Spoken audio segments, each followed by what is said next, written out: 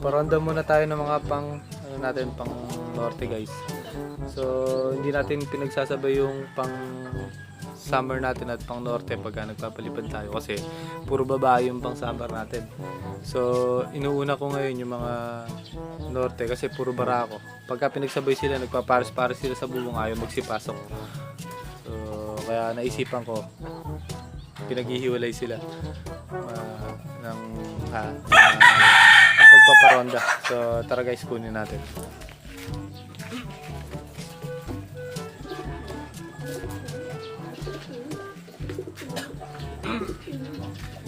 So pansin nyo naman guys, naka ano na, naka condition na. So ito guys yung anak ni 150. Yung napagpatagpos ko ng kalbayog.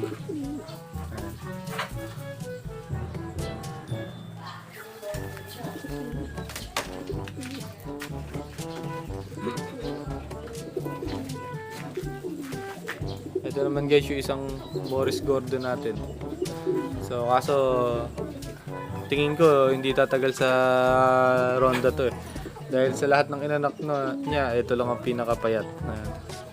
So ayaw tumaba kahit ano gawin natin.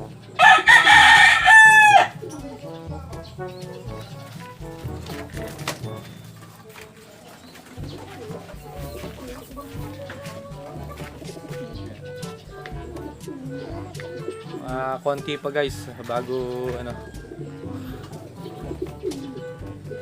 Saktong-sakto pag nag-start tayo ng training to sa club.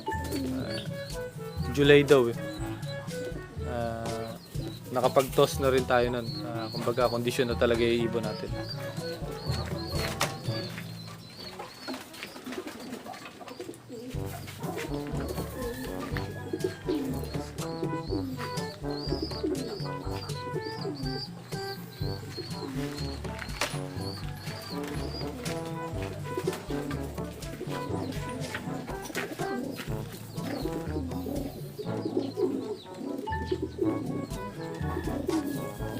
Ito kulang pa sa pangungulag.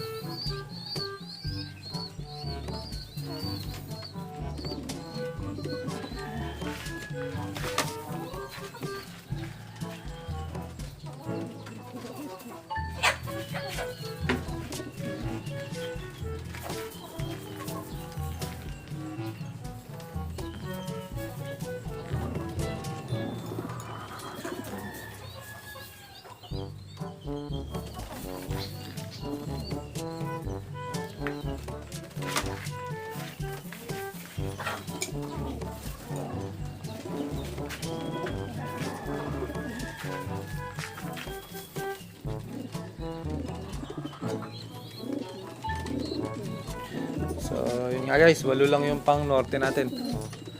So sana may dumulo man lang para sulit yung alaga natin pagbe-breed.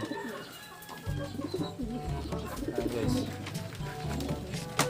So hagis na natin sila guys. At maglilinis na rin muna ako ng loob. So tara. So pakawalan ko na sila guys. Nandito na sila sa labas.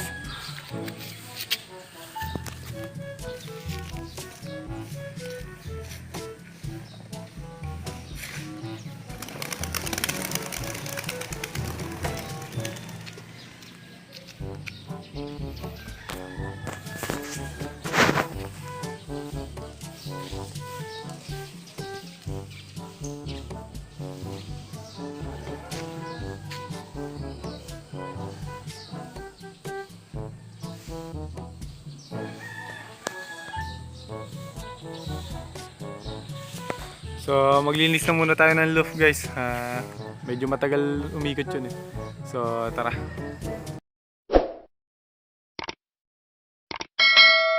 So good morning guys. Dito naman tayo sa YouTube channel ko. So panibagong video na naman. Pinagpares-pares na nga pala natin yung mga ano natin. Tinanggalan na pala natin ang divider.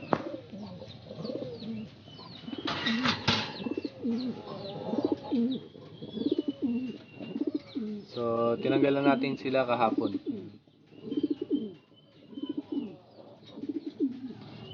So, kita nyo naman na hindi niya binubog yung hen. Ayun yung isa. Ito yung isa natin, yung John Arden. Yun yung ano natin, yung tagpos ng south.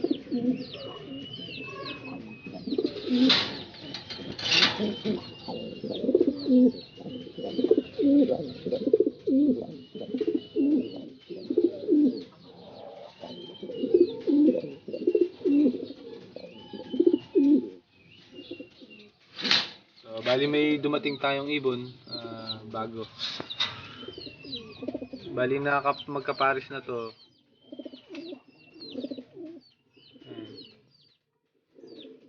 Magkaparis na yun nung binigay sa atin.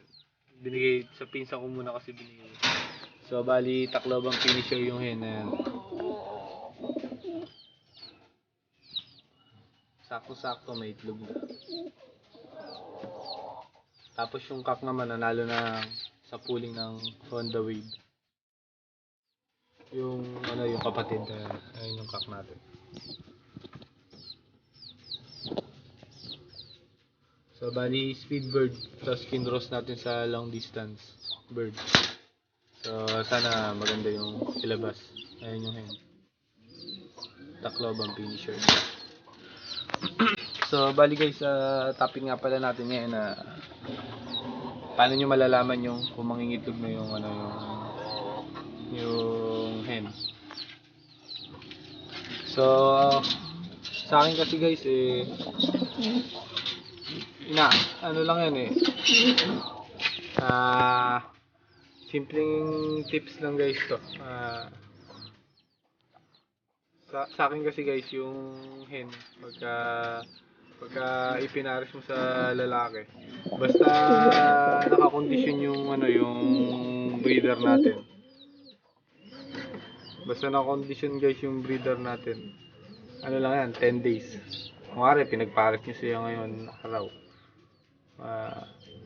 Pagka mga adult na yung mga breeder natin or mga matatanda na, hindi naman yung ganun katanda, yung sakto lang. 10 days lang arawan nyo. Basta nakakondisyon yan. 10 to 15 days may itlog na yan. Tapos basta masarap yung kinakain, sagana sa vitamins,